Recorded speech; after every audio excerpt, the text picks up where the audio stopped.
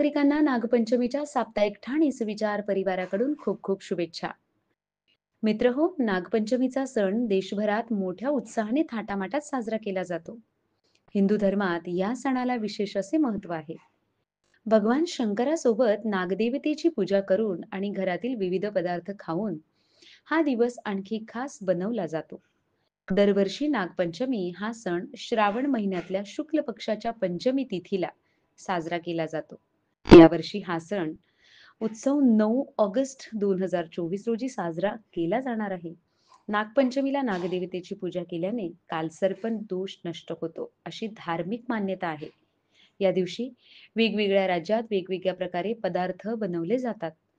तर महाराष्ट्रातील श्रावणातील पहिला सण नागपंचमी हा सण महाराष्ट्रात साजरा केला जातो.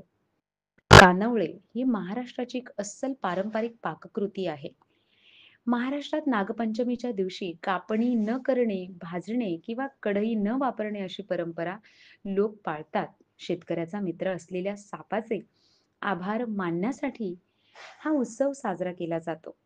या दिवशी नागाची पूजा केली जाते आणि खीर हा नैवेद्य मुख्य पदार्थ आहे.